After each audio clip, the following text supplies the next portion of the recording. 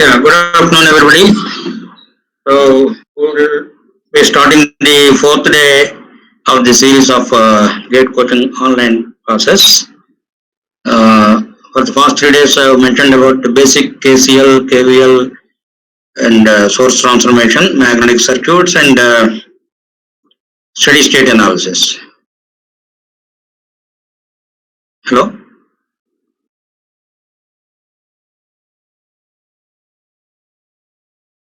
Hello?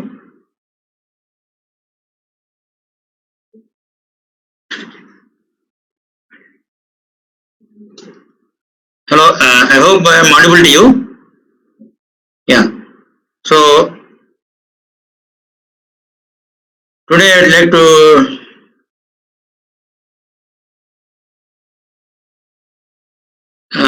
discuss on network topology, which is also referred to as graph theoretic aspects.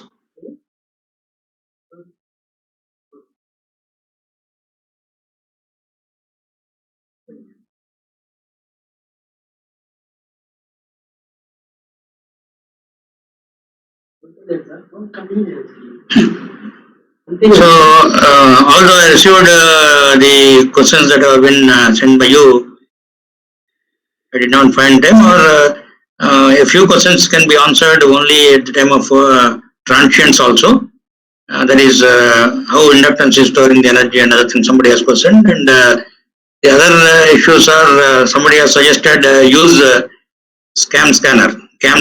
So this time today I have tried with the slides with cam scanner. I hope with magic version, that is of taking the screen photo. So anyway, I hope this will work well. Let me check that also. I thought, and Mr. Surendra helped me in downloading the app of that cam scanner, and we are now experimenting with that. I hope it is clear, and yeah, it is PDF format. Yeah. So this is graph theory is a specific topic which is highly versatile, and network can be represented as a graph, and properties graph can be treated as the network properties. And interesting property of the graphs is that same graph can be represented as two systems. That means, in other sense, two or more networks can have in different fields can have the same graph. That is beyond the scope, of course, because yesterday categorically I stated that graph theory is my area of specialization for application to power system network reliability analysis, where I did my PhD in IIT Delhi 3 decades ago. So, too many details I may not, but I may go out of this way to explain those things sometimes, because that is my area of specialization also. But it is only just one unit. Why I have taken this instead of the subject being abstract subject, that many of the courses in first year level, and many of the teachers are not being dealing this particular topic to the extent possible. Directly they are going for loop current and nodal analysis. That is a surprising thing, and I observed it. Most of the colleges when we visit, they are not teaching this graph theory aspect of it. Directly they are going to the loop current and nodal analysis, and which is the basis from the graph theory. So that is where I would like to emphasize on this in today's topic. And this is very graph theory. The subject is interdisciplinary area, I can say. Now, although graph theory is originated from electrical engineering basically to solve the electrical circuit problems of loop current or nodal analysis, etc. Now it has become a specialized subject in computer science. In second year level itself, they are studying graph theory and combinatorial problems, or combinatorics they call. So combinatorial problems, because these problems are combinatorial problems, graph theory properties are combinatorial in nature.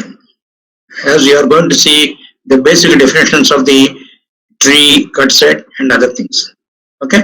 Anyway, so this is the background, and I would like to emphasize that the textbook for this to refer not from GATE point of view, but for understanding the subject point of view. Graph theory, you can note down graph theory title, with engineering applications, with applications to engineering and computer science, with applications to engineering and computer science, written by N. Dev, D-E-O, Dev. It's not D-O, Dev, Nursing Dev, who is a professor in ESA, written this book 3 decades ago, where I had the privilege of attending to his lecture in IIT Delhi way back in 89 itself. Okay. On advanced topics on graph theory, not the basic definitions, because that time I was doing research in this particular area, applications to power systems. I had an opportunity to have interaction with him. So I had listened to his expert lecture. So the most popular fundamental book is Graph Theory with Applications to Engineering and Computer Science by N. Dev. Apprentice All of India. Apprentice All of India. Publications. Okay. Right. So I would like to define what is a graph. It is a pictorial representation of a network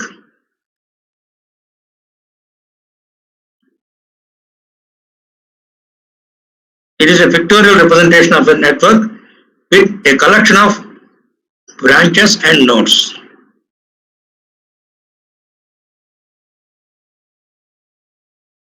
I hope it is visible on the screen. I am using the mouse and the pointer is looking like this. Okay, I hope you are able to see that. Right. So, it is a pictorial representation of a network with a collection of branches and nodes. Now, here I would like to state that whatever we have studied as branch current and other things will be slightly different of what I am going to state. Hereafter, we are going to discuss them as called elements or edges in graph. So each branch is connected between a pair of nodes. This branch is going to be called subsequently as element.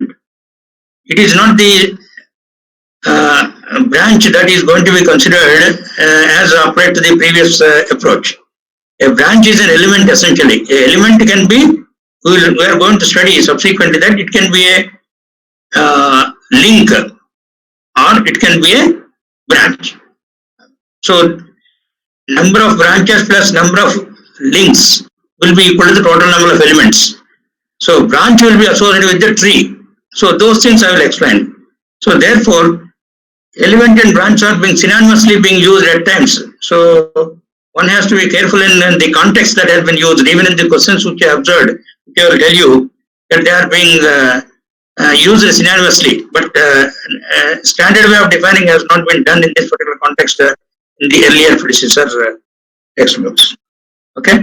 Anyway, a graph is a pictorial representation of a network with a collection of branches and nodes. Node means vertex or junctions in electrical circuits, right? So branches means elements. Each element is connected between a pair of nodes because we know it is a two-terminal electrical network elements. So a graph whose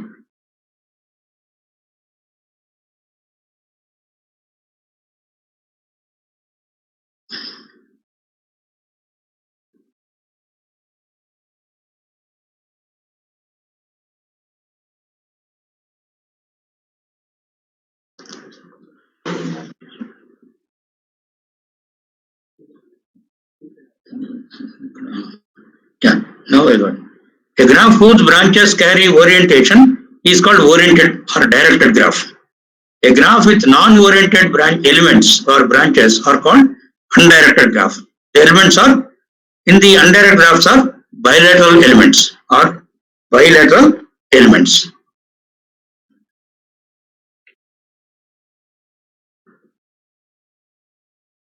So now next definition is a loop or a circuit. So circuit definition, we have been talking about electrical circuits only, but it is a closed traversal. What is meant by traversal? Movement of the path along the traversal.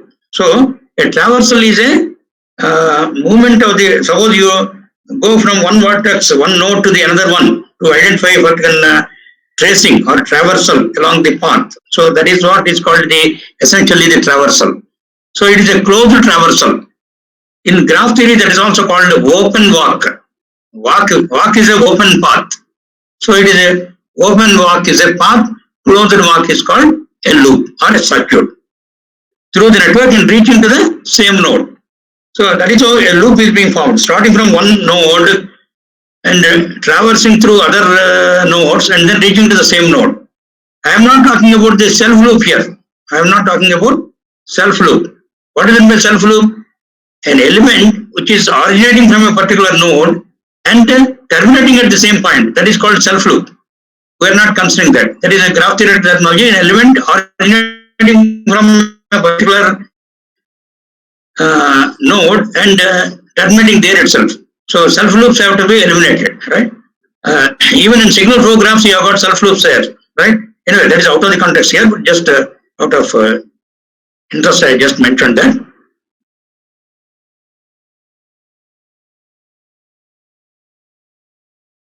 This cursor is not showing properly. Okay, so it is a closed traversal from one node to the through the network and reaching to the same node. Now, how to get a graph from a given network? That is a point of interest here. So consider the electrical circuit consisting of some nodes.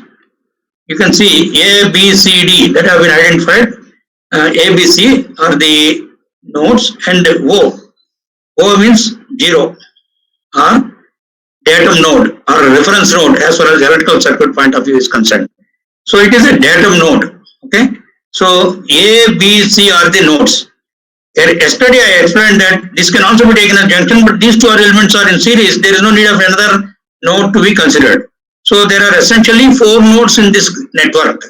So place for every junction here, for every node A, you place point here in the plane. Oh, this is an empty space. In the empty space, place the node A. Okay. Then correspondingly to the node B, place another node B in the another point in the space. And corresponding to node C, you place another one. And at the bottom of it, as a reference node, has 0 or datum, that is called, or reference node. So now there are 4 nodes that have been placed. Now between each of the nodes, identify the elements, series, including the sources. The V1 and R1 are in series, so you keep that in the node 0 to A. Okay, so 1. You can see 1 is being written as an element that is consisting of a voltage source and resistance also, doesn't matter. But there is a connection between the node 0 or datum node to the node A. That is the meaning of that. So similarly, between node A, B, we have got R3, which is 3 I have mentioned. Between B and C, it is R4, that is 4 I have mentioned. Between A and C, R6 is there, that is 6 that is being mentioned. And between O and C, datum node and the node C, we have got V2R2 series combination. It is a source. So same current can flow through the source along with the resistance. So therefore, that is identified as 2. So first draw the pictorial representation of the network by replacing the junctions or nodes in the electrical circuit by placing one dot in the space to draw the graph. Then identify like that how many number of nodes are there. So the number of nodes must be minimum. If you write one more node like that at these junctions of V1 and R1 and V2 and R2 also, it is a waste because they are anyway not going to be useful in that sense. Because you have to solve the number of problems. Why this particular analysis is that it may seem to be an abstract circuit, but very fundamental that by looking at the network, by identifying the network graph and number of elements and nodes in the network, we can tell you at the before end of the class and solve some problems. What is the basis? How many number of equations are required to solve a particular electrical network? Is it that 6 elements are there and 2 voltages are there for every current to flow through the element to be calculated? There are 6 plus 2, 8 elements are there. Some of them are active, some of them are passive. There are 2 active voltage source and 6 passive elements. Do we require 8 elements of currents to be calculated? How many number of equations to be solved? Okay, we require to solve for all the 8 elements the current flowing through that. But how many number of minimum equations are required for solving the problem? If you want 8 equations, then you have to solve for all simultaneous algebraic equation of 8 equations. Then the rank of the matrix must be equal to 8. So nevertheless, this particular approach will ultimately lead us to estimate how many number of equations are required for solving a problem. Which one is better? Loop current method or node current method? Which one having advantages or disadvantages? Where it can be used? These are the topics which we will be discussing. So now, this sample network is now drawn as a graph by making the vertices A, B, C and datum O in the plane and joined as the simple elements. Okay, joined as the simple elements between A and 0, B and 0, C and 0, A to B, B to C and A to C. So they have been numbered appropriately. Arbitrary numbering, doesn't matter. It is arbitrary numbering. So this is the network and this is the network graph for this, right? Now, some more definition. So for a network, we have drawn the graph. Now, what is meant by subgraph? Any subset of the graph is a subgraph. There is no doubt about it. But there is a definition of the tree. A tree is a circuitless connected subgraph. Connected means all the elements of all the vertices of the corresponding. These are called also vertices. A, B, C and datum node are called vertices. So a tree is a circuitless, means there should not be any loop in that. Circuitless connected subgraph of the graph. Now what is the difference between a tree and a spanning tree? A spanning tree is one which spans over all the vertices of the graph. So what I mean by spanning? A tree is, for example, a tree is a circuitless subgraph, any subgraph of the given graph. How many subgraphs will be there for an n-node network? Oh, so many number will be there. You can refer to the textbook by Narsimdev. It is out of the context here. Okay, but a spanning tree has a limited number. In the sense, a spanning tree is the one which covers all the vertices of the graph without any closed path. So for a network of n nodes, there will be n-1 elements which are associated with a spanning tree. So a spanning tree has a specific number of the elements or equal to n-1. Because for n-1, for every pair of nodes or vertices, if there is only one element between them, then there will be n-, the longest traversal will have n-1 elements. Or the total number of elements without a circuit to be formed for a spanning tree is fixed, n-1 elements. But nevertheless, a spanning tree is not fixed. How many number of spanning trees will be there? N power n-2. Because there is a proof for that in the Narsimdev book. I referred to that long back. Now it is not scope of the content for you because it is only a prerequisite for the analysis of the loop current nodal analysis and subsequently how many equations to be solved, etc. So that is why I said I do not want to go deep into that. Once I start, I will go deep into this particular topic. Anyway, so yeah, now I am here. The network and its under graph, then a tree is a circuitless subgraph of the given graph. A spanning tree is a tree which spans over all the vertices of the graph. So I would like to now call a spanning tree is a tree hereafter. There is a lot of definitional variation in the definitions rather in one textbook to the other. And the standard graph theory terminology shows a spanning tree is different from a tree. A tree which spans over all the vertices of the graph is called a spanning tree. So for clarity, even in gate silvers and other things in questions, they are giving only it as a tree. So it is a spanning tree. A tree implies it is a circuitless connected subgraph of the given graph which contains all the vertices of the graph. Now you can see an example of the graph I mentioned now. You can see this is the graph now, A, B, C with 1, 2, 3, 4, 5, 6 numbering that is being given.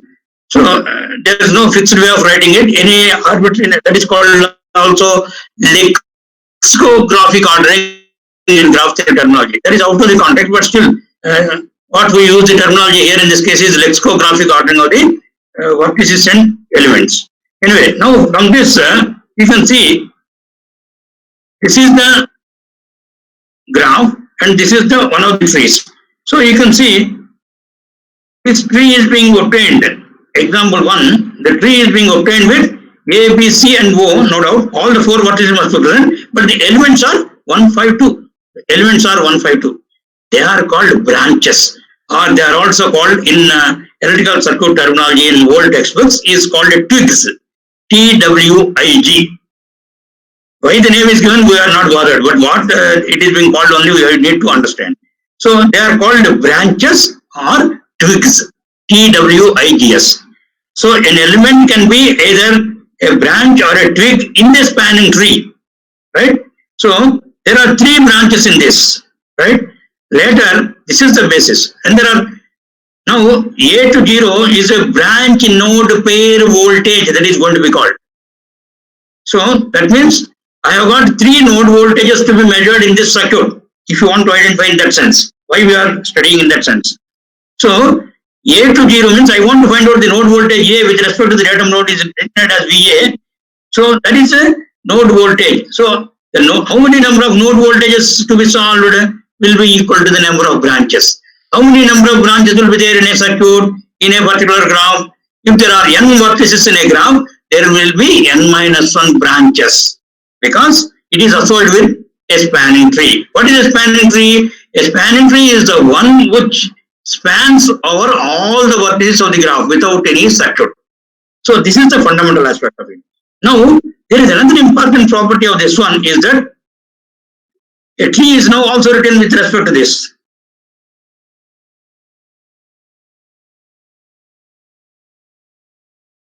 Yeah, here, your cursor is coming here. Yeah. So 3, 4, 5, instead of 1, 2, 5, 3, 4, 5 has been shown. So how many number of such spanning trees will be there? Earlier I said number of trees will be n power n minus 2. But here the number of spanning trees is n vertices must be present and n minus 1 element must be there. So nc n minus 1. The possible ways of writing is nc n minus 1 is nc1 is generally n ways of writing, right? So that is where you find this typical statement. The sets of elements forming a tree need not be unique, but the branches of a tree are also called twigs. And another interesting property is that how many number of branches are there, that is fixed. That will be equal to is unique. That's what I mean here, n minus 1. So every statement is very critical in this particular context. In the sense, you have to remember these things. If you really understand the basis of forming the how many number of nodal equations are required is the basis for this. So there are algorithms which I happen to have developed earlier following nursing Dev. In those days Pascal, then converted to C. Now of course nobody is working in this particular area.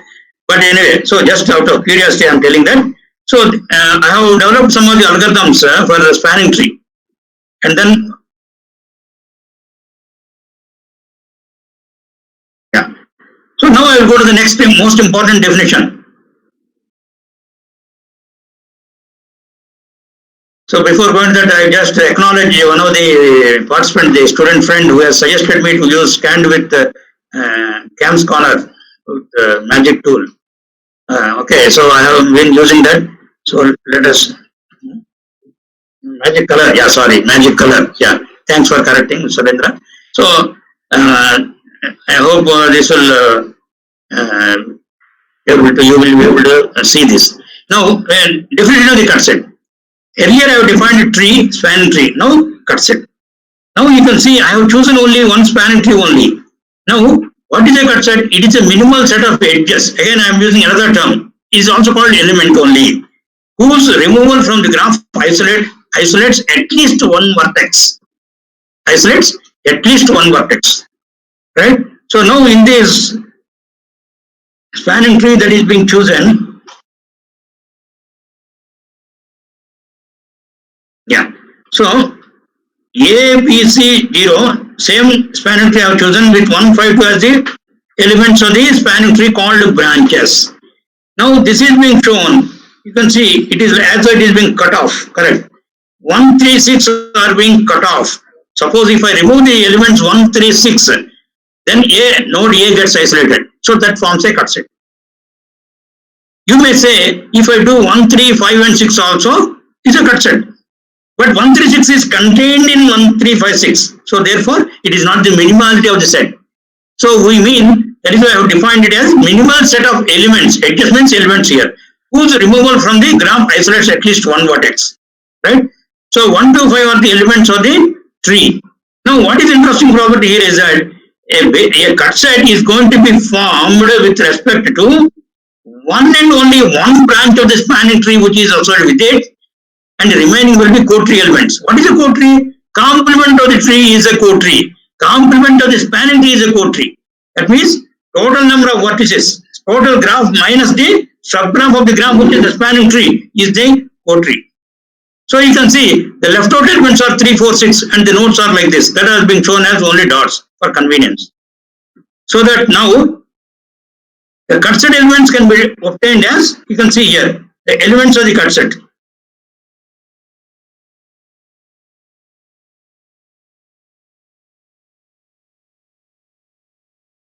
Yeah, the elements of the cut set are 1, 3 and 6, where one element 1 is in the branch of the or twig of the spanning tree, remaining are co-tree elements. Those co-tree elements are called now links. They are the basis for forming the loops. That next definition you are going to get. Okay, fundamental loop. Like that you will get that definition also. Right? These definitions are very critical. So anyway, so the other cut sets are here 2, 4, 6.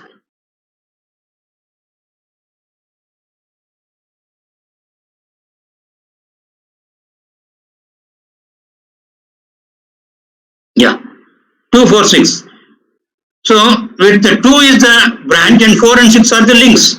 So every cut set is associated with one and only one spanning tree of the element of these one and only one element of the spanning tree which is called branch, and remaining elements will be links of the co-tree. That's all.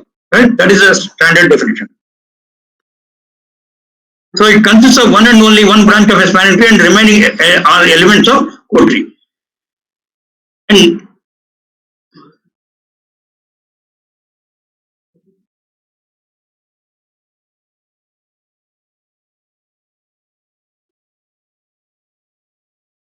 so it consists of one branch of a spanning tree and the remaining are elements of co-tree. So number of elements of the cut set will be n minus 1, that is equal to b. These cut sets are also known as fundamental cut sets or basic cut sets or simply referred to as F cut. So F cut sets, basic cut sets, F cut, fundamental cut set, all these are called synonymous terms. Okay? Paryaya padalu antam. Now, the definition of these things also you will be getting in power system analysis. Perhaps you might have studied.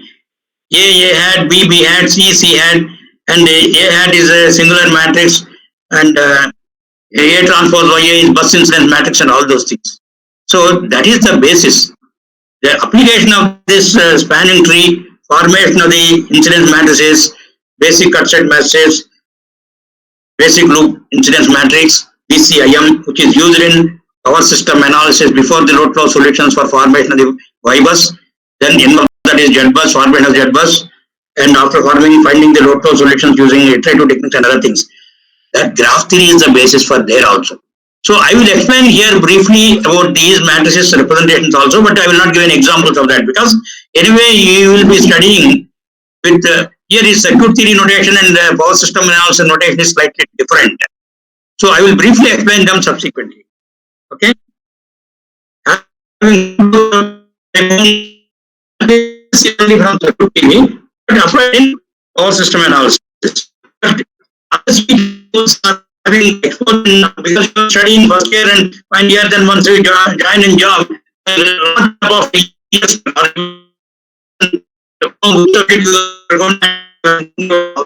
so you will find that subject. So interlinking of the subject not be other having the experience in handling in other subjects.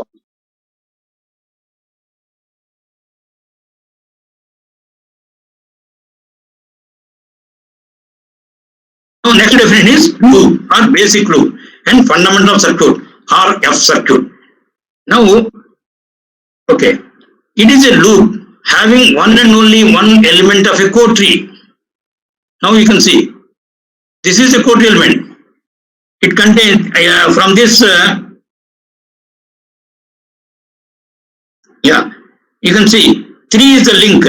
So the loop will be consisting of the elements 1, 5 and 3.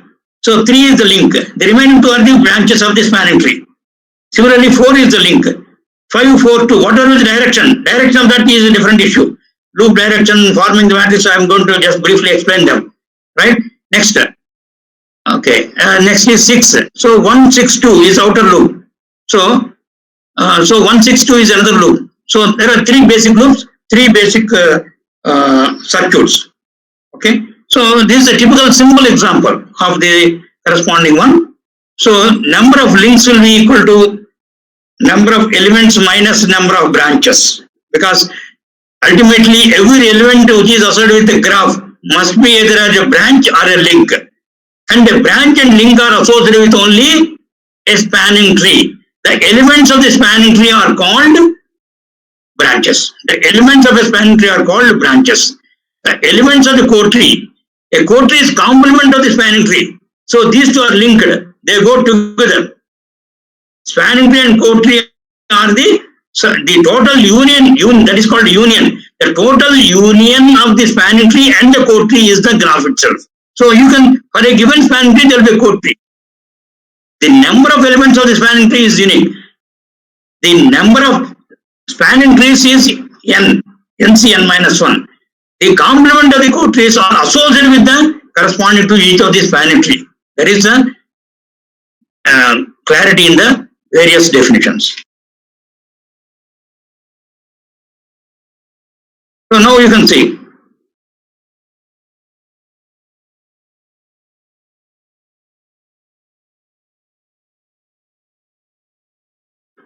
Fundamental circuit or loop. So it is having only one element of core tree, and the remaining are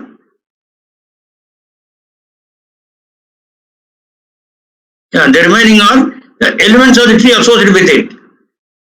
I hope this background is okay for you. Then the cursor is also showing clearly. Now I think this is fine. I am able to read this, and I hope that background is not black color for you. So let me explain like this. This is clearly showing the cursor. Earlier I had a struggle in moving the cursor. Now it is clear. So the element of the core tree is called link. The number of links is equal to the number of elements minus the number of branches. So L is equal to E minus N minus 1. So E minus N plus 1. So equal to E minus B. So where E is the number of elements. So these are some of the salient points. Number of trees of a given graph is equal to n power n minus 2. Branch of a tree is also called as a twig. Rank of a tree is same as that of graph which is made. So tree plus core tree is a complete graph. Yeah, that's what I have mentioned also. And this point is very important. For a complete graph, what is meant by complete graph? If there are n vertices in a particular network, which is shown as a graph, as undirected graph, between every pair of nodes, there will be an element between them. No parallel elements are being considered. No self-loops are being considered. No wasteful edges are being considered. What is the wasteful edge? If it is not in any of the traversal, although there may be a circuit where the elements are started from that and not reaching to another node, but it is terminating at the same node. Instead of self-loop, a loop having several elements which are not associated with any other traversal. So it is terminating at the same point. They are called wasteful edges. Okay, so all these three should not be present. No parallel components. Okay, and no wasteful edges, no self loops. Then, if there is an element between every pair of vertices, so there will be NC2, that is n into n minus 1 by 2, is the total number of elements in the complete graph. Then there are various varieties of graphs: dense graph, sparse graph, and completely connected graph. This is called completely connected graph. So this is the maximum number of the elements that can be present in a completely connected graph, NC2. Okay. Now, network graph matrices. I hope you are able to follow these definitions. But anyway, so I may not be able to repeat this particular one unless it is absolutely necessary in subsequent classes, because even in regular curriculum, people, I understood most of the teachers are not teaching this particular one because it is an abstract topic, and time will not be sufficient to cover most of the electrical circuit problems people might think, but this is absolute necessity. Okay, anyway, so this incidence matrix you would have studied in power system applications also. That is element node incidence matrix is A hat. So it is a mathematical representation of a graph in the form of a matrix. Number of rows equal to number of nodes. Number of columns equal to number of elements of the graph. And so the element of this one is +1 if the element is incident to a node. That is well known. So incident to a node means towards the node. Away from the node is taken as minus. If the element is not incident with respect to that particular node, then its value is 0. So it is also known as element node incidence matrix. If you remove one of the columns in this, so with respect to the datum node, then it becomes the node incidence matrix, which we will be using in power system analysis as bus incidence matrix, bus incidence matrix or a nodal incidence matrix. So that is out of the context. That is why I just define here. I do not want to solve the problem because it will be overlapping and will be confusing to you. If someone teaches power system analysis, then you can get the same clarity, and based on the notation that is being given, you can write down the incidence matrices and other things. But this is the basis. Same way it is written there. If time permits or given the opportunity, somebody they can teach this particular one. But the formation is from here. Affiliates is there. So whenever power system analysis is being taught by some faculty, there you will get this particular one. Particularly the first unit of the power system analysis for solving the load flow problems or formation of the fibers, that requires this particular approach. There's no doubt about it. They have to necessarily do this. There's no doubt. Okay. So it is also referred as element node incident. So what is interesting property is some of the each elements of each column is 0. Okay. And incidence matrix will be singular, right?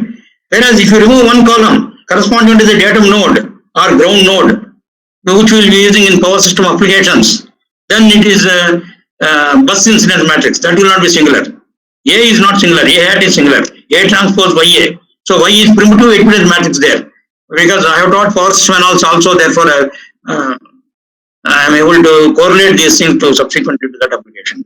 So now at this point it is not important, but anyway, as far as gate is concerned, this anyway you have to study there, you have to do problems there, you have to form singular A transpose YA formulation and other things, so therefore they are related. People might think that this and that are not related. They are one and the same. Only thing is the conventions and the notation may be slightly different. That is the only thing. So next definition is Hudson matrix. It is a group of elements. What is the cursor I have mentioned? If you remove them from the graph, it isolates at least one vertex or one node, one junction, one vertex, right? All these are synonymous terms: vertex, junction, node. Okay, right? In the graph, this is a junction in the electrical circuit. So containing only one thing and the number of links. Here the difference you see. What is the difference between cursor matrix and fundamental cursor matrix? Number of links. The number of links has not been stated. How many number of links? So therefore, there is a difference between cursor of the graph, fundamental cursor matrix, fundamental cursor of the graph. I have done a lot of work in this area. So the difference between the cursor and fundamental cursor is that a fundamental cursor is fixed in fundamental cursor will be there, which will be equal to n-1 because it is associated with the branch of the spanning tree. The number of elements in the spanning tree are n-1. So therefore, the fundamental cursor will have n-1 elements. So the number of fundamental cursors will be n-1. The formation of the corresponding cursor need not be unique because there are nc n-1. Now I am telling only that out of nc n-1 there are only n-1 elements have been considered. What happened to the remaining? When you have the formulation combinations, it is typical that the difference between the fundamental cursor and cursor is, which is out of the scope for your syllabus, but still out of interest I am just telling for a few sentences here. I will not take much time in this. The exclusive R combination of fundamental cursors or odd number of components will be another cursor. That is the beauty of this. That is out of the scope for you, but only we deal with the fundamental cursor because the minimum number, why we say fundamental or basic cursors implies the basic number of, minimum number of nodal equations to be solved. Whereas cursor means it is again 2 power n minus 2 cursors will be there where n is the number of vertices of the graph. There is a proof theory and lemma in Narsingh Dev book. Even I have developed another formula for that for certain graphs. Another formula is existing, which I have done in my research area. Anyway, there is out of scope here. So number of fundamental cut sets is number of n minus 1. Number of rows equal to number of f cut sets. Number of KCL equations. Now that is the basis. Number of Kirchhoff's current law equations. So this is the basis of forming even KCL. And similarly KVL, number of KVL equations will be with respect to the fundamental loop matrix which you are going to get. So number of columns equal to number of elements of a graph. Okay. So now just I have written branches, but now I want to distinguish between the branches and elements and links. So colloquially people casually talk about branches, but I want to now distinguish between a branch is only an element of the spanning tree. So therefore now in order to distinguish I have struck off deliberately. In some textbook it is still being followed as branches. So but I want you to distinguish, because having done this in this area more rigorously, I want to distinguish between element, branch and a link. So an element can be either a branch or a link. Total number of branches plus total number of links must be equal to total number of elements of the graph. So this is fundamental Cartesian matrix is Bij. Same notation is same. Where you would have already studied, maybe 3-2 you might have studied, or 4-1 some people might have studied. If the students are in 4-2, they would have definitely studied. So in power system analysis, in some cases it is there in third year, second semester, some cases it is there in 4-1, I don't remember exactly now where we have located that. Anyway, so Bij equal to 1 if orientation of the element is same as that of the orientation of the cut set. What is it by orientation of the cut set? If you remove the elements from the graph, it isolates at least one vertex, I said. So into the node, where the node is getting isolated, into that node is taken as the orientation of the cut set. So if the element orientation is arbitrary, even while writing the solving the problems KCL and KVL equations, you take the arbitrary direction of the element, doesn't matter. So based on the once direction is fixed, once the cut set definition element direction is fixed, cut set vertex into the node is taken as the direction of that is fixed, then write +1 or -1 appropriate. So -1 if orientation of the element is opposite to the orientation of the cut set related to it is equal to 0 if a cut set is not related to the element. So orientation of the cut set is into it is taken as into the node is taken as positive sign. So I briefly mentioned here. Anyway, this you might have definitely studied. You cannot ignore this. You would have already studied in 4-1 or 5 years must have been already known.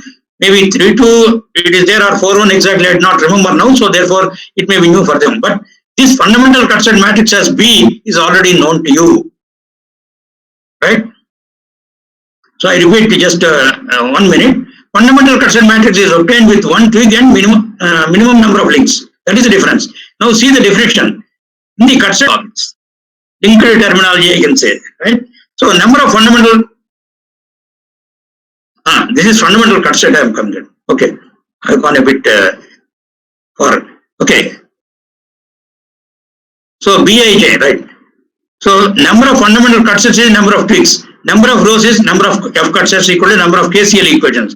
Number of columns equal to number of elements of a graph. So Bij equal to 1 if orientation of the element is same as orientation of the cut set. Is equal to -1 if orientation of the element is opposite to the orientation of the cut set related to it. So if a cut set is not related, it's always 0 in the matrix elements. So either 1 or -1 or 0. So orientation of the cut set is into it. Now I will discuss the basic tie set. Tie set matrix or basic loop incidence matrix, BCIM or loop incidence matrix. Based on that, BCIM will be made. In electrical circuit terminology, that is called a tie set. Even in reliability terminology, this applied to reliability engineering course also, application to power systems. So all this interdisciplinary area, I have done my work in PhD area. Okay, so fundamental tie set is fundamental, that is basic loop. Basic means fundamental circuit, F circuit. So how many total number of circuits will be there? Again, based on the number of links, based on the number of fundamental circuits, there can be more than the fundamental circuits. The total number of circuits will be equal to 2 power E minus D plus 1 or M minus N plus 1. If N is the number of nodes, M is the total number of elements. Okay. So M minus N, 2 power M minus N plus 1 or 2 power E minus n plus E minus V plus 1. E is the element number of elements. Okay, and V is the number of vertices. Edges or vertices in graph theory that is being called. Same notation. 2 power m minus 1 plus 1 or 2 power E minus V plus 1. M is related to E, n is related to V, except that there is no other difference. Right? So, the fundamental die set is a group of elements containing only one link.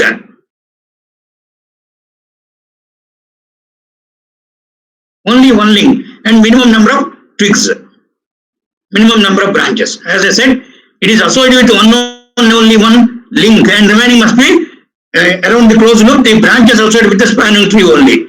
So number of fundamental die sets equal to number of links equal to B minus n minus 1. So number of KVL equations. So this is the basis. So for a given circuit, which method is to be followed? Either model equations or loop current method. Whichever is having number of equations are less to be solved, we always prefer that. Right?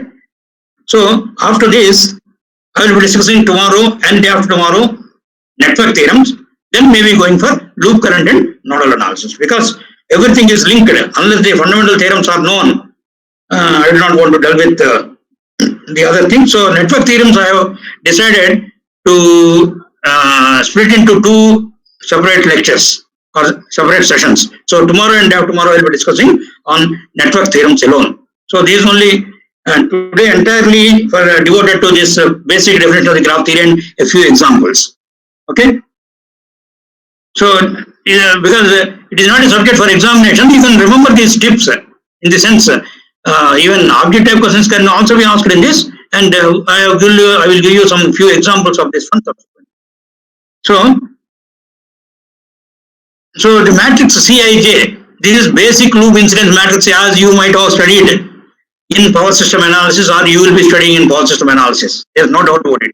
So it is also there. It is called BLIM, basic loop incidence matrix.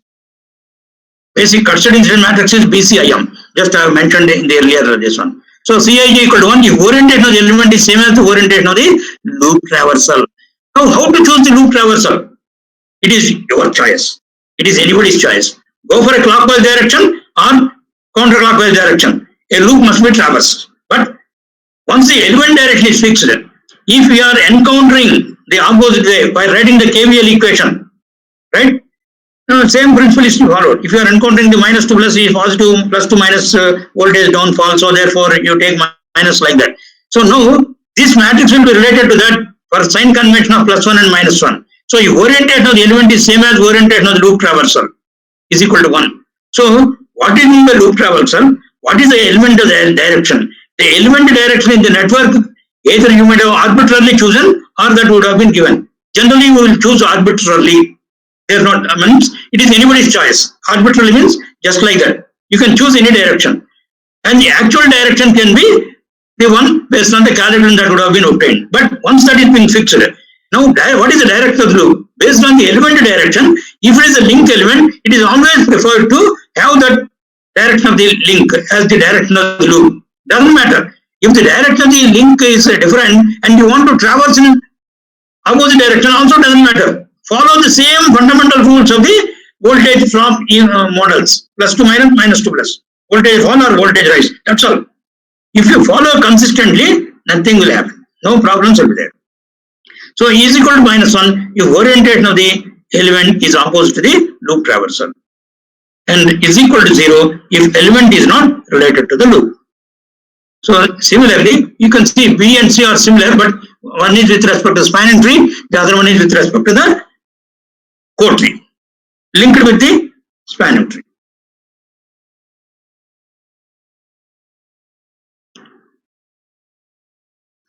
So I do not know whether you have been taught duality and dual networks.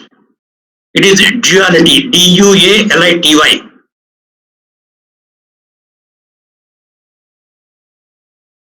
So do not get confused with respect to the pronunciation. Sometimes it may be thought that duality, J-E-W-E-L, dual. అవి మనకు వద్దు, మనకు కావాల్సింది subject, బంగారం కాదు. Okay, so just okay, duality. Two networks I hope you might have studied duality, but anyway, if you have not studied, this is a very important property, even in optimization techniques in mathematics subject. Now it has become pushed to the elective subject, but we have studied all those things as regular subjects in one stage or the other. So optimization technique subject, you will find that primal dual problems and the duality of a dual is primal, all those things will be there. What is meant by duality? Similarities. Two networks having identical properties. You will say between say two elements A and B, A is taller than B, B is taller than A and other things. Now here in circuit point of view, the circuit equations will be similar, right? But the properties of the corresponding elements are different. It is a typical approach. That is a property of the networks such that the duality means same equation, same model, but if you represent them, it is in one circuit it is one notation and in the other one. But it represents the same linear homogeneous first order or second order homogeneous equations, or they are also called integral differential equations. They are also called as integral differential equations. How these things are relevant, I will explain through a simple RLC series circuit. Now let me explain what is the definition of this. Right? So how to draw dual network also briefly I will mention subsequently, and I will mention about the what is the duality for next 15-20 minutes. Then explain about the how to draw the dual network and dual graph and what are the dual properties of the element. Then within 15 minutes, then I will go through some typical examples. A few simple examples only I have taken because it's not a more rigorous approach. I can give about 5 to 6 simple examples have been taken. So nevertheless, I may not go fast, but then if time permits, I may answer a few questions that have been raised at the end. As some of you have suggested that some people are maybe too anxious to know the new content rather than the previous doubts to be clarified. Somebody has even commented, doesn't matter, okay, comments are always welcome if it is constructive. You are wasting time of others, but maybe that gentleman is good enough in understanding, but it's not that everybody is able to understand everything. So if a genuine doubt is there, definitely we need to clarify. That is, we have got instructions also. It is not the entire syllabus to be covered in 10 days and then go hastily. So everyone, as far as possible, should try to understand these things. So our job is to, whatever the topic that is being covered, the student should be able to understand, do it or work out for themselves by him or her, by them, by herself or himself. So therefore, this is the approach. That is why these online classes without wasting in summertime in lockdown period. So we are able to project this particular one for sitting in our homes. We are able to understand these things. So try to understand why this has been done and other things. Okay, comment always can be made. If you say you are wasting our time, the student time, sometimes it will be pinching to the teacher because we are not wasting our time. The very purpose of communicating is whatever we know a little bit, we want to transfer the knowledge to impart. That is called impart, not importing. Imparting, IMPART means imparting means giving training to the others. Of course, we may import the material, doesn't matter. Okay. If some standard books are there, definitely we get imported. Or if you can write on your own, you can do that. So it is a welcoming feature. Some have given really constructive feedback. Thanks to one person or few persons who have given all these ideas to use the scanner, cam scanner, and using magic color. Really, that is fetching. So my job has become more simplified.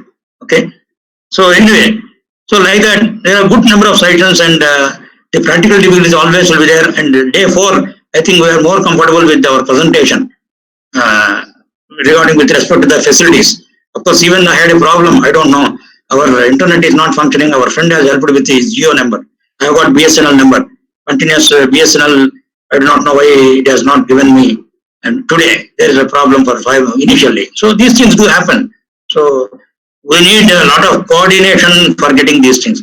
Anyway, this is only to just go to the next topic, a prerequisite one, just instead of having monotonous lecturing. So in the graph theory, I have just mentioned what is a graph, what are the basic properties of the graph, how many number of elements will be there, what are the number of nodes, and what is by spanning tree, what is by core tree, and what is by basic cut set in instance matrix, and element node instance matrix, and what is by fundamental loop matrix or fundamental loop instance matrix.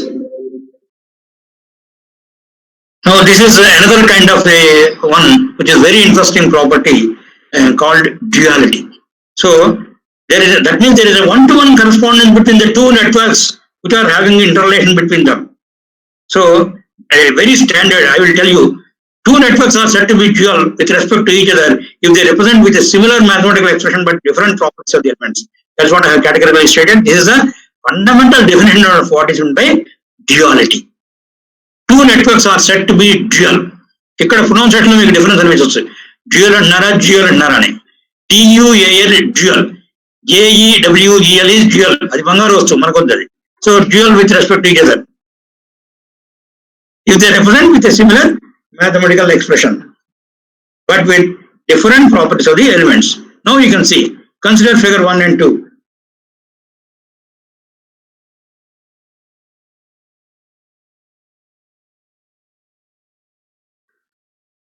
So where whatever is the source, there is one source here.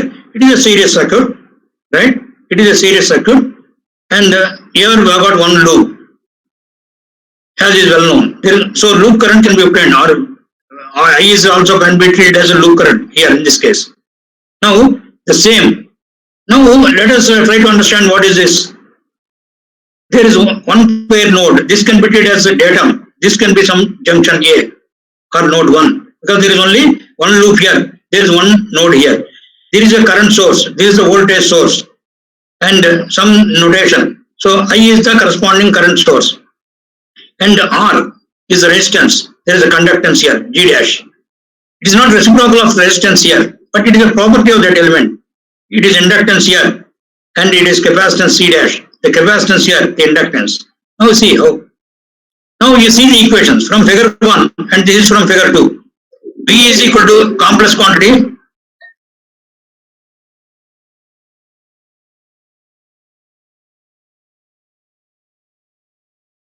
So V of t is V equal to is a phasor notation again. V equal to IR plus JXL into I minus JIXC, or write this in the standard form called as integral differential equation. This is the fundamental equation way of writing. V is equal to R into IT plus L dit by dt plus 1 by C integral IT dt. Wherever you write IT, it's okay. This is written as RMS value, this is written as instantaneous value, like that. So here also I must have written I of t, it is also 1 by C integral I of t dt. Okay, slightly inconsistent. Okay, sometimes disregard. So now you can see these two equations. See the property of the equations. They exactly resemble. Similarities. V and I are similar. R and G are similar. Here I and this V dash is similar. This L and this C dash is similar. This di by dt is similar to dv by dt, dv dash by dt rather. And 1 by C is similar to 1 by L dash. Integration is same symbol. I into dt, v dash into dt. So these two equations are exactly similar. They are not same, but the properties of the elements are different. So such two networks are said to be dual. The elements of such dual networks are called dual elements.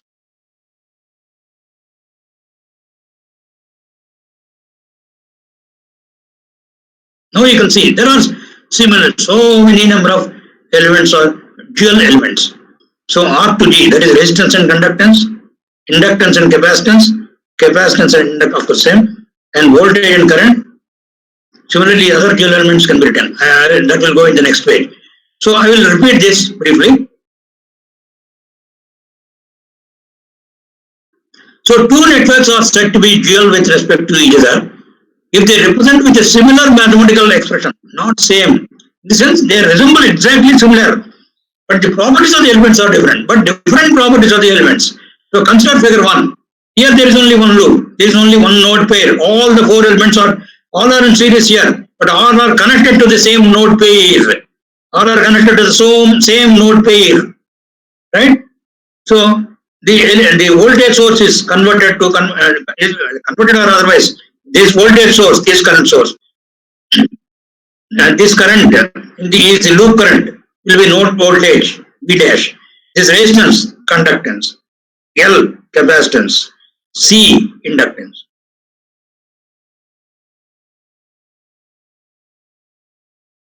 So therefore,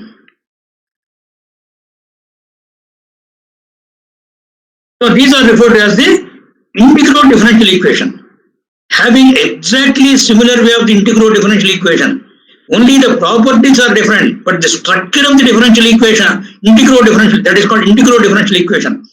The structure of the integral differential equation is exactly the same, but each parameter is having some correlation. Properties are slightly different. Okay, so V of t is I, R is G, I of t V dash, L C dash, C L dash, and dI by dt, dV dash by dt, integral I dt, integral V dash dt. So they represent this exactly similar equations.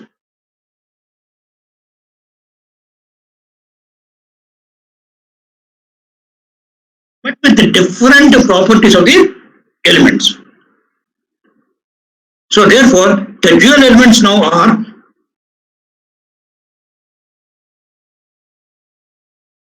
resistance, conductance, inductance, capacitance, capacitance, inductance, of course, and voltage and current. Similarly, the other dual elements are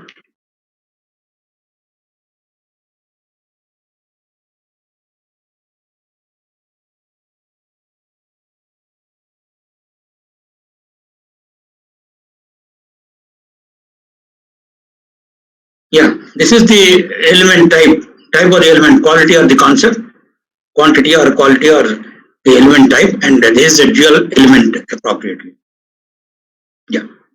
So a loop is referred to as node pair, number of loops as number of node pairs.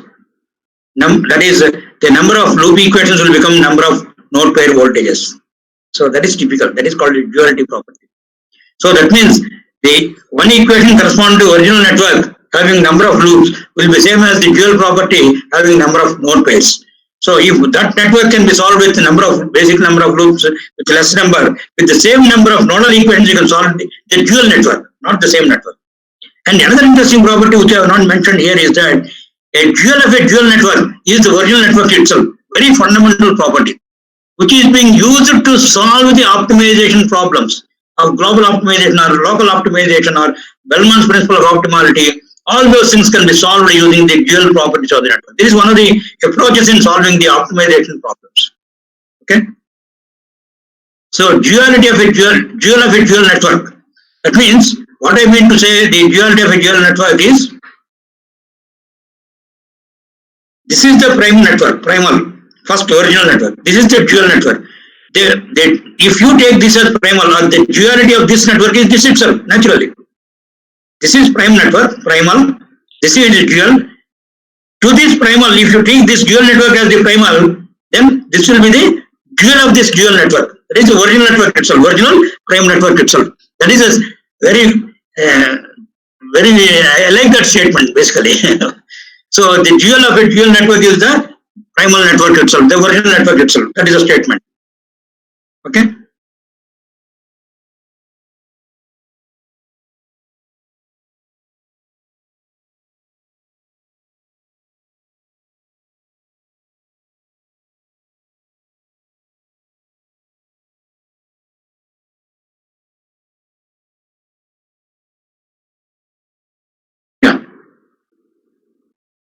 So the concept or quantity, the dual element. So loop, node pair, number of loops, number of node pairs, loop current, node pair voltage, mesh current, node potential, tri-set, node potential or node where voltage is similar context I have mentioned.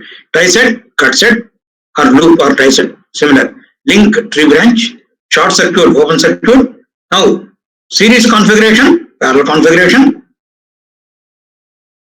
and tomorrow you are going to see, I would like to call them as dual theorems. Dual theorems. Thevenin's theorem and Norton's theorem are called dual theorems. I do not know how many people have approached in this particular direction. The two theorems can be called as dual theorems. DUAL, dual theorems. So tomorrow I will explain that. dual property of the, Thevenin's theorem, Norton's theorem basically, perhaps you might have already studied because you are in third year or fourth year level. So, now how to draw this particular one? Okay, this is the procedure I have written at the bottom of this one. Above is the procedure of drawing the dual graph, because initially I missed to identify that the subheading. So, procedure for drawing dual graph is as follows. Okay. When these duals are used to draw the graph of a network, the dual graph is known as topographic diagram also. That is why it is called topology. Graph theoretic problem, topography, topology, technology, topology, like that. So, network topology, it is a pictorial representation, pictorial diagram of the network. Okay. So, that is called a topographic diagram. So, graph theory is related to the topographical aspects. Right. So, now how to write? The procedure is as follows. To start with, put up a node outside the diagrams. One node in every loop of the original network. That's what I have stated. So here, if you, I will give the example of that also. Same example that is drawn later. Anyway, so you can put a dot at this point, one outside this. You put one dot here, external to the diagram. Okay, one node corresponding to the loop. Anyway, first let me explain, then I will tell you.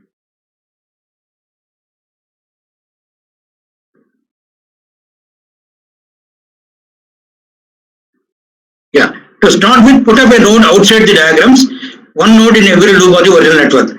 Now connect these nodes through every element and connect the traversal. Put the dual quantities for these paths. That's all. It is a three-step approach. For every loop, there should be one dot. And for every original network, for every network, you have one dot outside. That is referred to as a datum node. So with respect to that, the loop is converted to the node. You need node voltages. So with respect to the datum node, so one datum should be external to the circuit. And for every loop, you must have one node to be placed.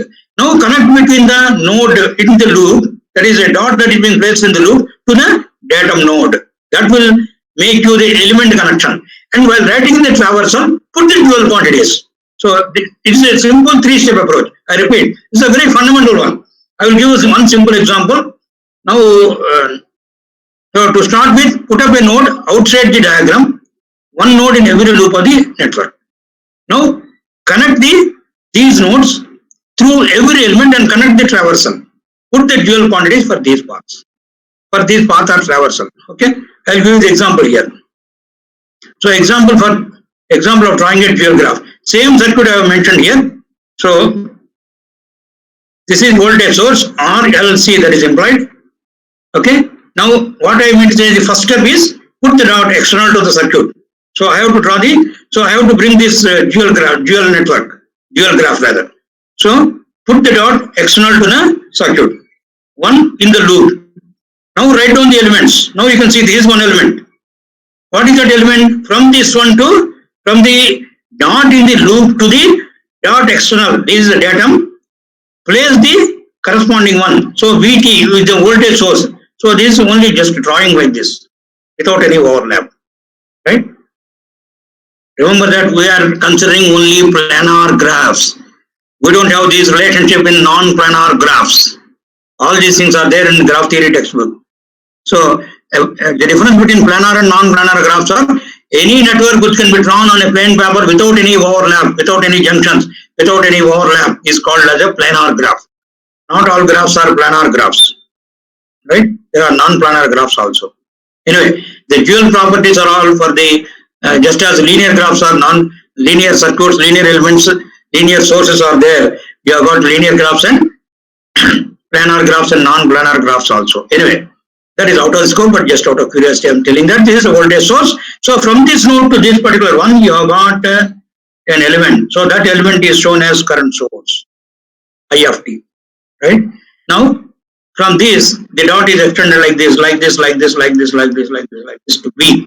So the resistance is now converted to as the second element B. That is why I mentioned the outer periphery as B. So along the traversal from node to this, you have got a traversal like that, a path, a traversal from that node to this. It is not the magnetic lines of flux. It is only just to show how you have to draw the circuit diagram. This is the primal network. This is the dual network we are writing. That's all.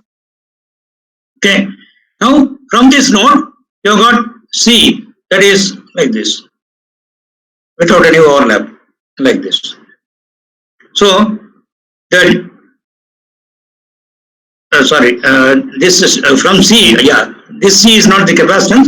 This is the C is an identification of the traversal here, capital C. Okay, right? And so that is being placed between the node to the corresponding. This is datum, right? Zero has not been mentioned here, but this is datum. Okay, same as this, right? Now this is L dash. That is, the capacitance gets transformed to L dash. How and all those things is a different context. It is only principle. And if any problems are being given in the gate examination subsequently, we will try, because all the things cannot be covered. But this is the basis. Why I have taken this particular topic is to understand what is meant by duality. Not only that, what is meant by tree, what is meant by branch, what is meant by co-tree, what is meant by link, and what is meant by KCL equations. How many number of equations are there? How many number of nodal equations will be there for a given network? By looking at the network, you must be able to tell subsequently, right? That is the advantage of this particular one. So therefore, this is only a prerequisite topic to understand the subsequent ones. What is the basis of solving the? So far, what we have been doing is intuitive reasoning. Either ఇలా చేస్తే తక్కువ వస్తాయేమోలే. So ఈ రకంగా చేస్తే మనకి తక్కువ number of equations చేస్తే సరిపోతుంది అనే ధోరణి తప్ప, the basis has not been, probably might not have been explained in most of the teachers in the earlier level. Okay, I found maybe if they have done, and it's a good, we appreciate that. Okay, anyway, so this is C. So this is D. D means that is converted to C dash, the property. So this is how the corresponding one has been done. So I just briefly repeat each one minute for each of these things. So duality is a property of the circuit such that two circuits having identical or similar equations, but with different properties of the elements. As far as the mathematical sense, these integral differences or equations are same. So we are bothered about it. What type of elements are those? Integral different equation, mathematical sense it is same. So the same mathematical equations with different properties of the elements. So that such networks are known as dual networks. So this is the primal network. This is a dual network. The dual of this dual will be same primal network. So if you treat this as primal network, you can also draw like this. That is a reverse procedure. So same thing. For every node you put a loop, and from the other thing you have the starting point and end loop current point, and similarly transform these things. For every node pair you will have one loop only. So place the corresponding current source to voltage source, conductance to resistance, the inductance to capacitance, capacitance to inductance, and voltage V dash to I. That's all. Same properties are similar. Okay. So here it is one to one. There is one loop, one node. What is the advantage, sir? You may say. But sometimes it may happen that even if there are three loop currents, it can be having only one node junction, node pair voltage.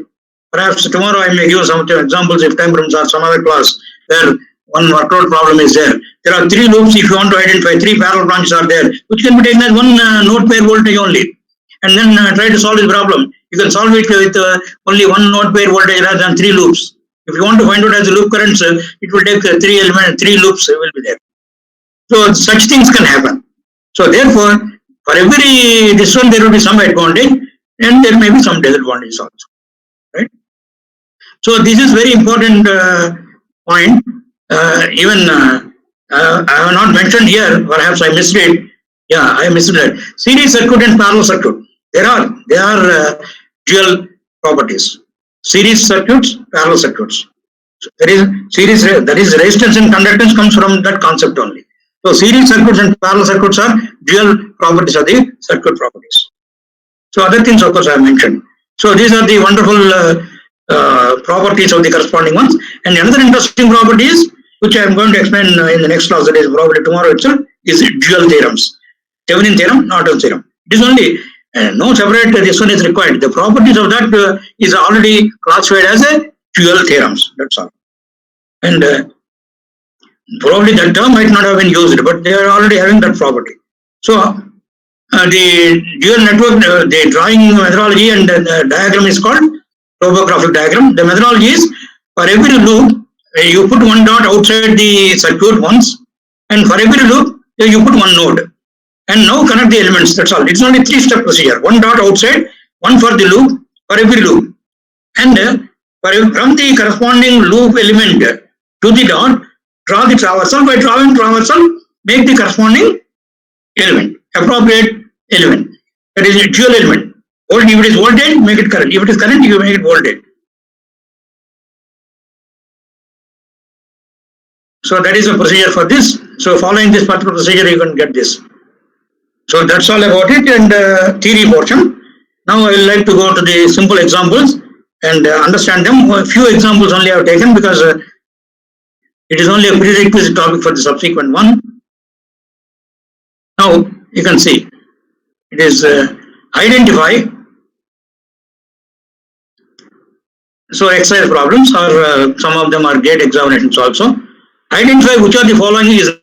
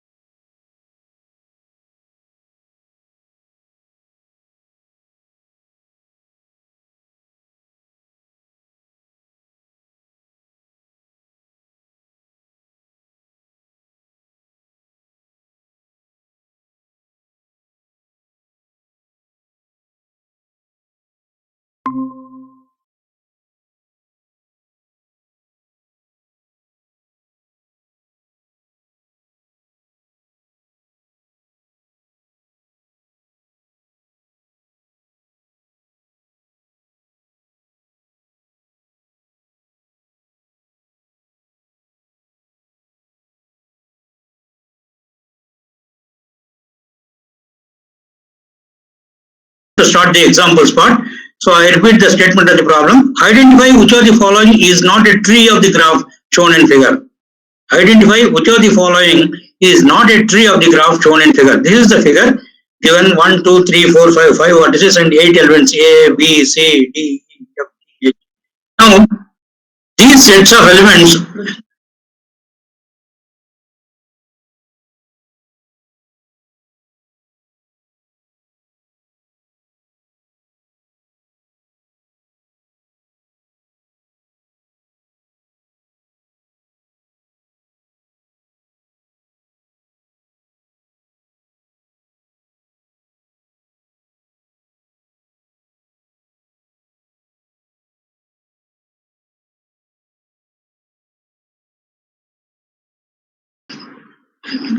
examples. Can I start and do? First example.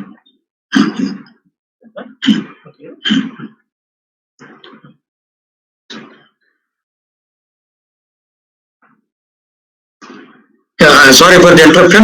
We have lost about 10 to 12 minutes. It's okay, but uh, for sake of continuity, I have just mentioned about the network topology and graph properties, spanning tree, basic cut sets or fundamental cut sets, basic loops,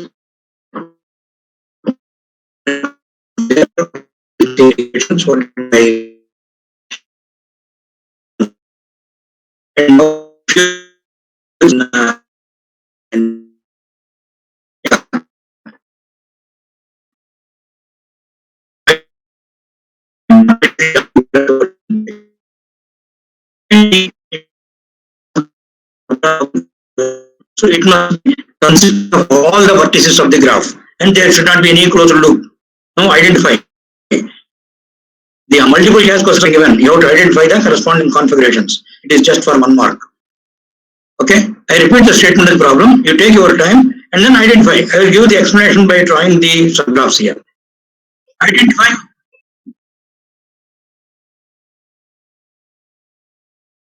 Yeah, there was some.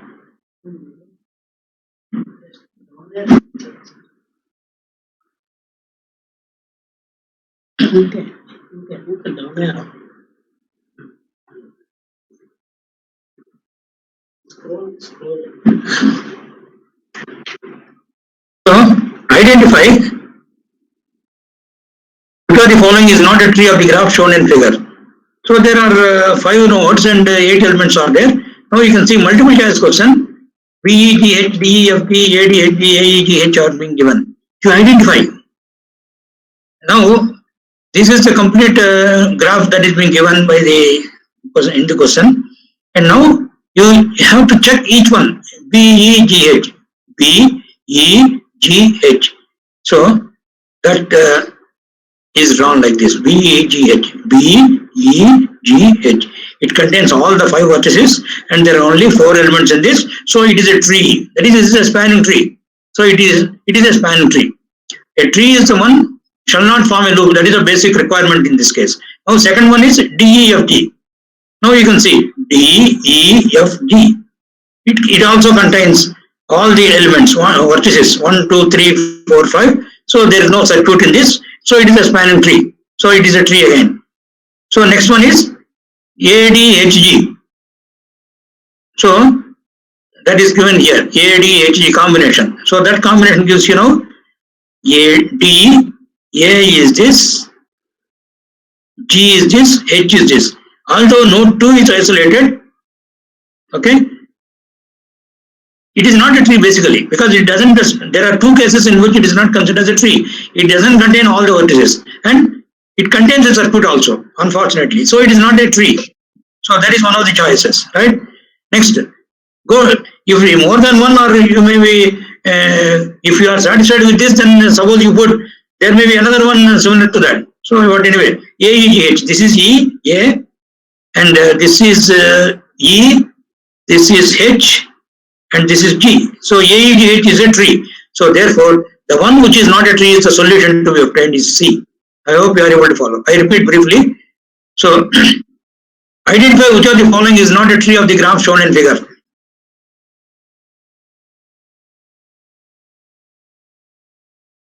Right? So this is given in GATE 1999 as a 1 mark question, object type question. So multiple choice have been given. A tree should not contain a circuit, and a tree implies all the vertices of the graph must be there and they must be connected. So there must be only n-1 elements. So A, B, C to A, B, C, D, F, G, H are called elements, right? So first choice is B, E, G, H. So it is obtained as a subgraph as like this. B, E, G, H, all the vertices are there. There are only 4 elements, so it is a tree. Next, D, E, F, G is drawn here. So D, E, F, G, all 4 elements are there, and 1, 2, 3, 4, 5, all 5 vertices are there. So it is a tree. And here, A, D, G, H. A is here, D is here, H is here, G is here. So first of all, it contains a circuit. It is not a tree. Second thing is that it is not spanning over all the vertices of the graph. As I mentioned in the beginning, a spanning tree is the one which is referred to as a tree in this context. There are various types of other definitions. Let us not bother about it. A tree is by default is a spanning tree which you are considering, right? So in that context, it is not a tree. Now let us examine the other one also. Okay. Sometimes there may be 2 solutions correct, and you have to say that if question is given as only one answer, and you are giving only one answer. Sometimes both are correct. Then you may be wrong. So such questions are also being asked earlier. So you should not ignore any of these things. You should have clear and quick. Anyway, so this is A, this is E, this is H, this is G. A, E, G, H. So it is a tree. So only one of them which is not a tree is the choice is C. So it will not take much time. So there is no need for extension, although there is a small gap, because this is a very abstract subject. Only basis is important in this case. Other things, of course, you will be studying in power system analysis, maybe in gate preparation also somebody may be teaching that. So, but already some the final year student must have studied this particular ABC matrices and formation of fibers and other things, as I told you already. So, even third year students also might have learned, maybe in 3-2 it is there, and it is in the second of semester. So anyway,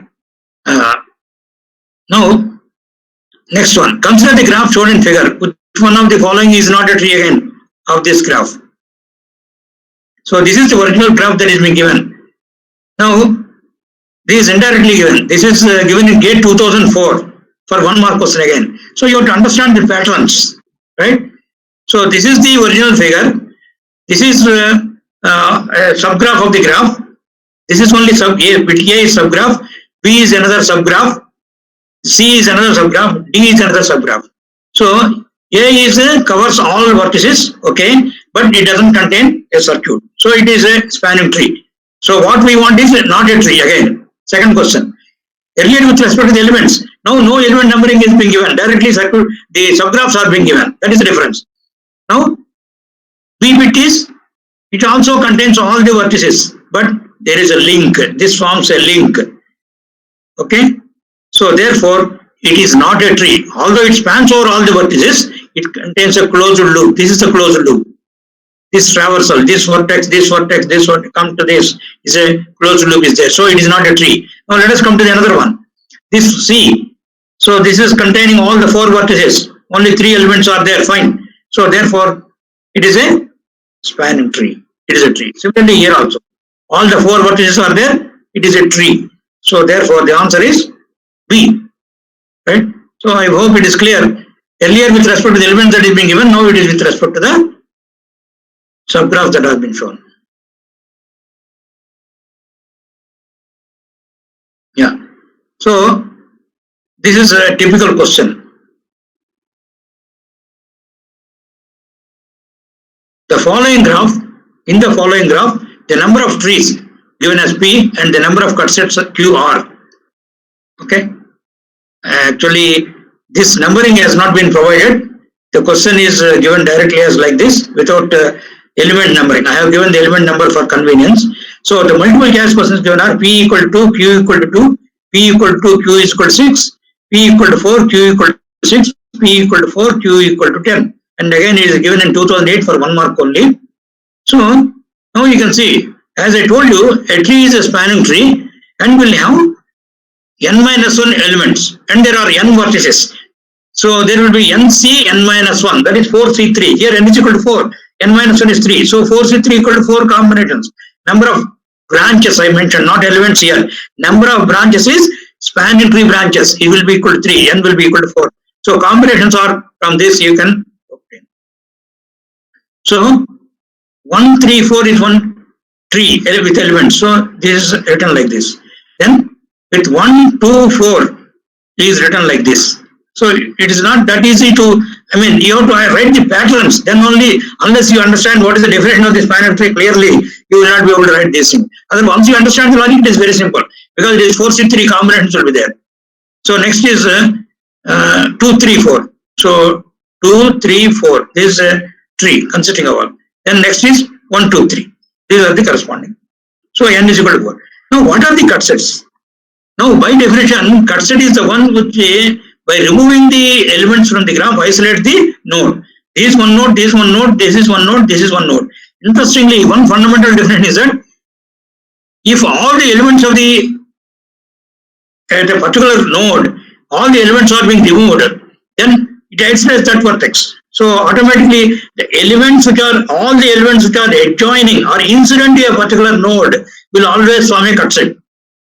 So that way 1, 2 will be a cut set, 1, 3 will be a cut set, 2, 4 will be a cut set, this is 3, 3, 4 will be a cut set, 2, 4 will be a cut set.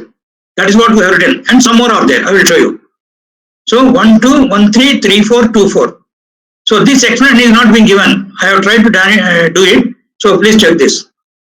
So these diagrams are being given in 2009 electronics engineering solutions, but identification of this numbering. Now this is one what cut set 1 2 I said. So this is 1 3. This is 3 4. This is 2 4. So this is 3 4. This is 2 4. And this one is 1 2 4. This is 1 3 4. Now again there is a difference in the definition of the cut sets. Cut set have got multiple definitions. There may be cut set of the graph. These are the cut sets of the graph.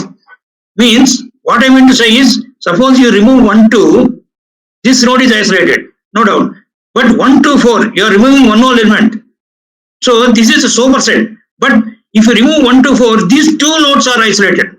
So as far as the graph is concerned, they are cut sets. But if you treat one of them as the input, one of them as the output, suppose one is this node is the output. So if you remove the elements 1 and 2, if you remove the elements 1 and 2, this node is getting isolated. But if you remove 1 to 4 also to isolate that node, it is redundant. But it is not the case here. That is why the cut set of the graph is different from cut sets of the output.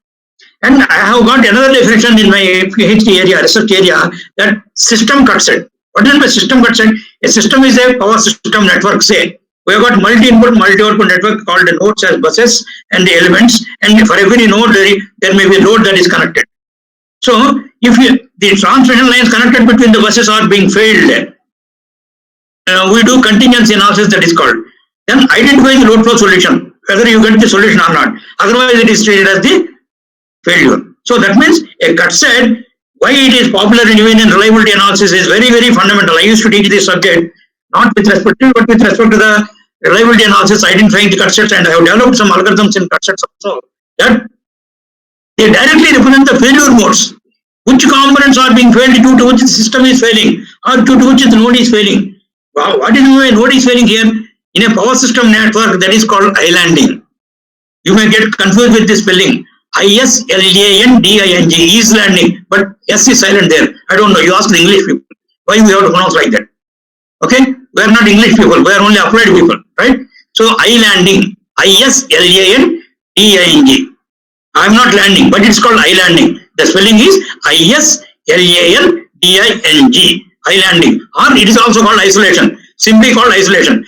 That is the isolation of a bus. Bus is getting isolated due to the failure of some of the transmission lines which are incident to it, or which lead to the failure of that particular bus, or more number of buses also.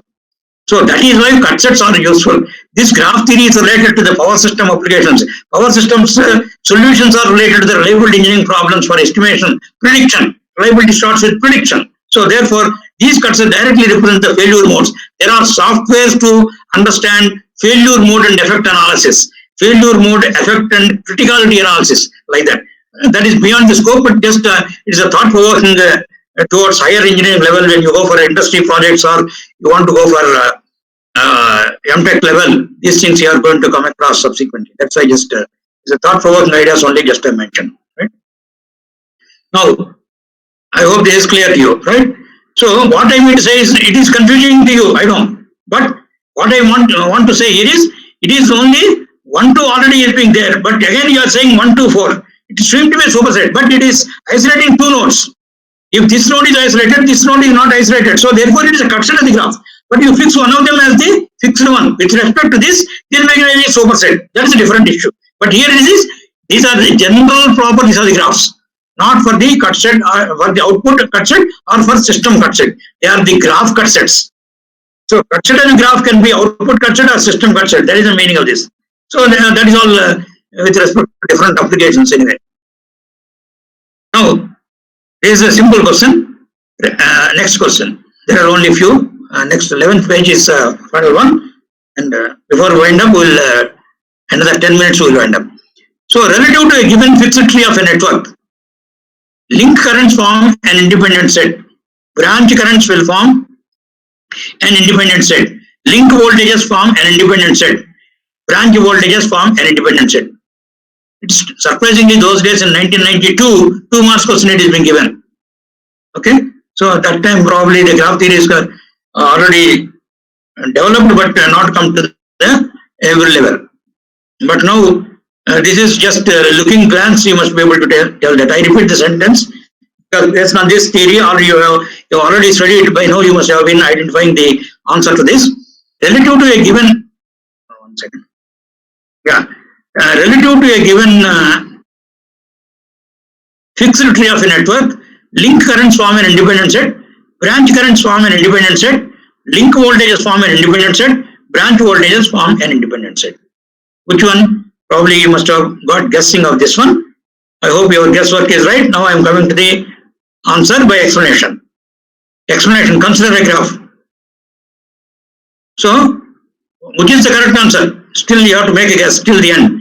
Okay? So consider the graph, 1, 2, 3, 4, 5 elements. There are 4 nodes, 1, 2, 3 nodes, and this is the datum. So I have chosen one subgraph, which is a spanning tree. So 1, 2, 3 is a branches. That is a tree. Spanning tree or tree is one and same as I mentioned.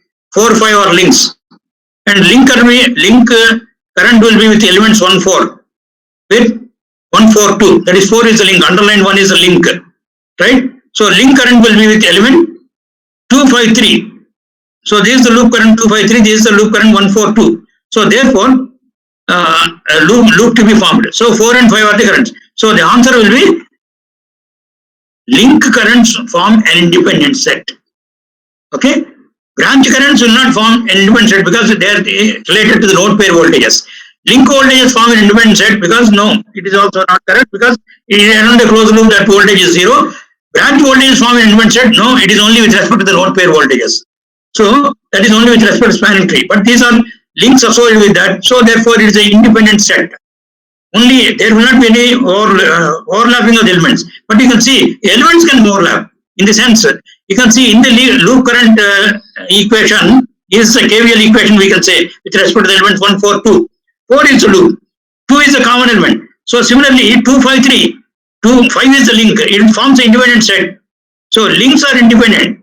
Link will be independent set. The elements may be common. 2 is a common element, doesn't matter. So therefore it is typical. Branch currents will be associated with the link currents, cannot be a choice. Branch voltage will be node pair voltages. Since tree is not unique, it cannot be a choice. Link voltage will be associated with the link currents, hence will not be independent set. Hence C is also not the right choice. So the choice is only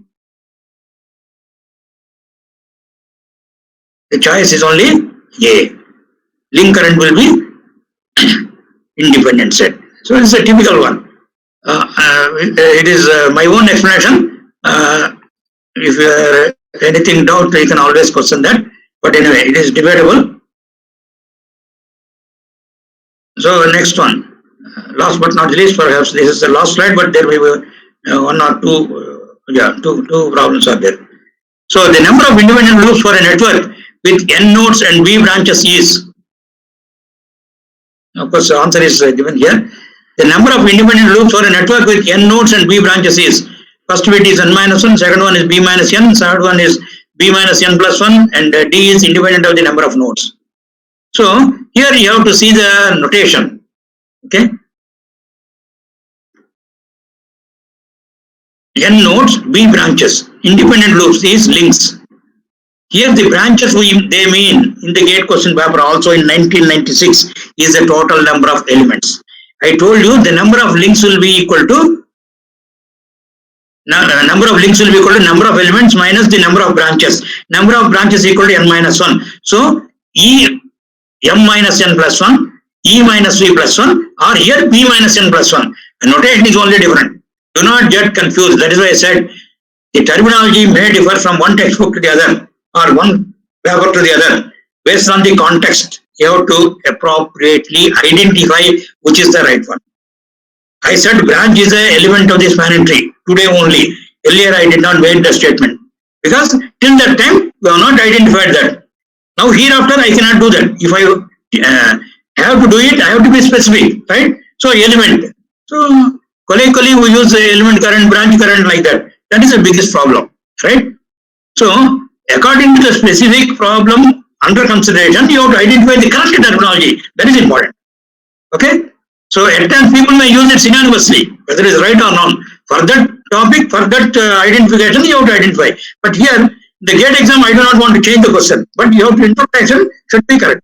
B is the branches here. This branch is not the definition which I have given. It is only the elements. Okay? It is that is what I used to say. The standardization of the terminology is not being there in most of these things. That is the biggest problem.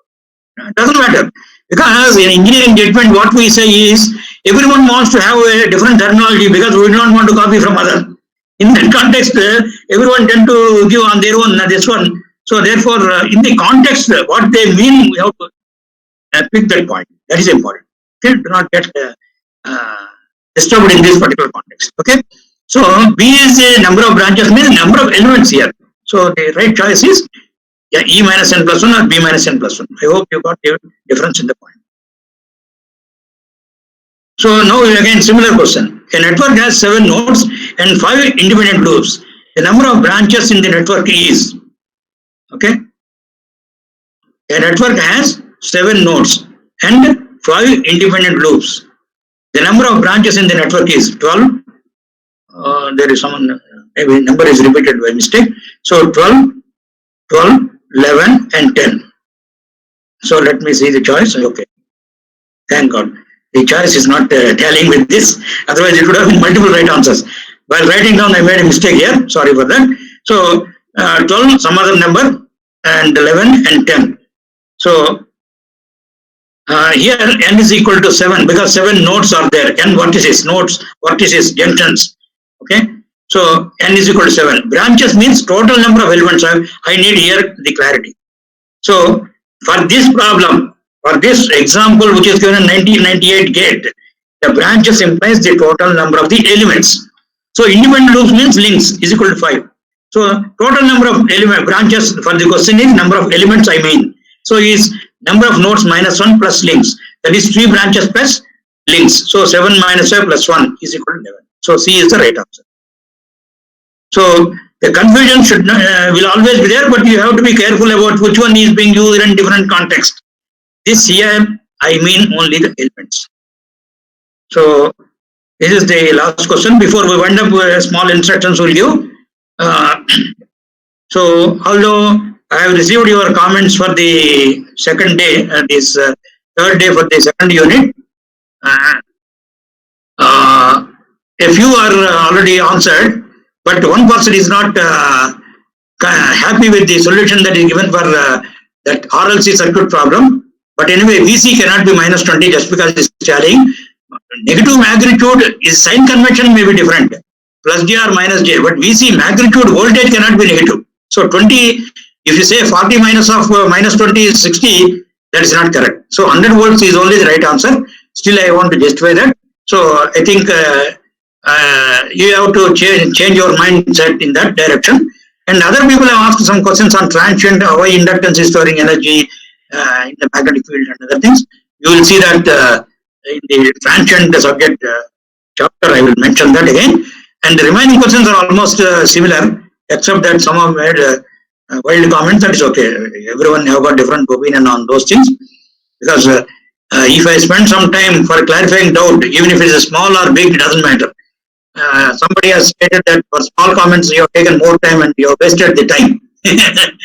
Whose time is wasted?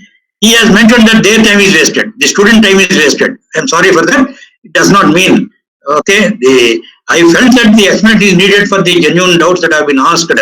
So even our university authorities, Honorable Vice Chancellor has stated first answer the doubts, and no way we can clear the entire syllabus in the 12 days. If you can cover it, it's fine, but do not be in a hurry to cover the syllabus in the process of clearing the doubts. So clearing the doubts is given primary importance.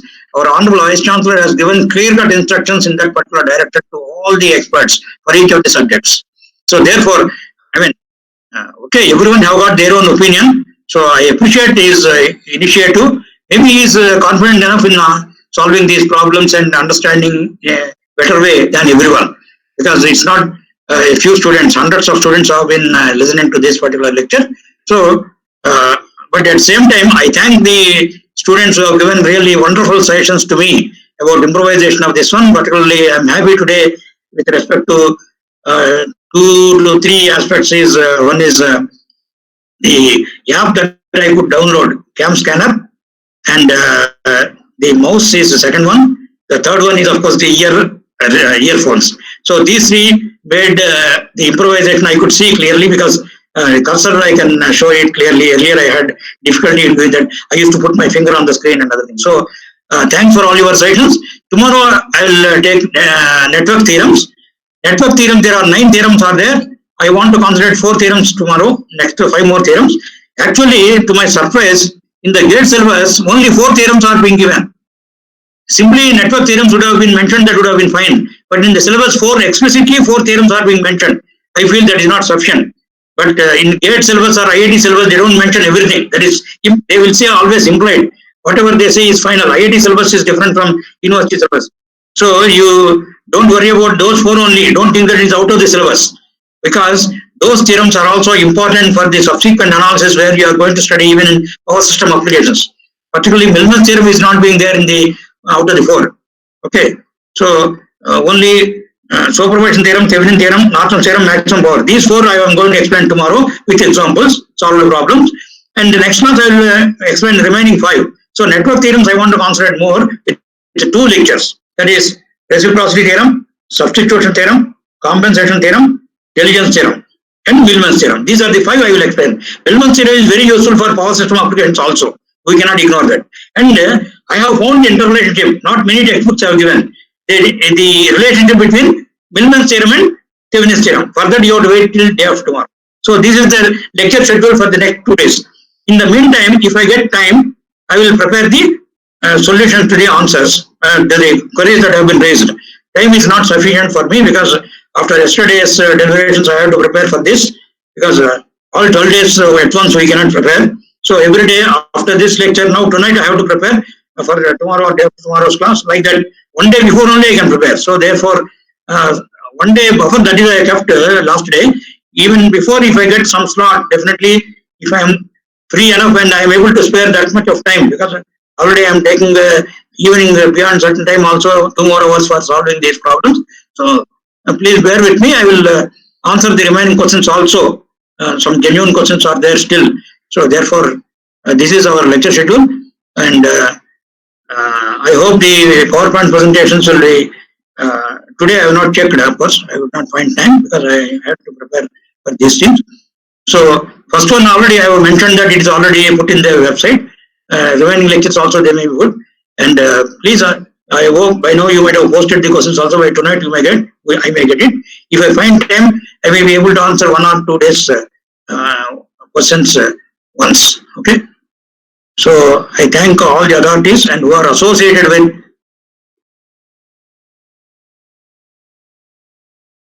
So I'm going to close with a vote of thanks.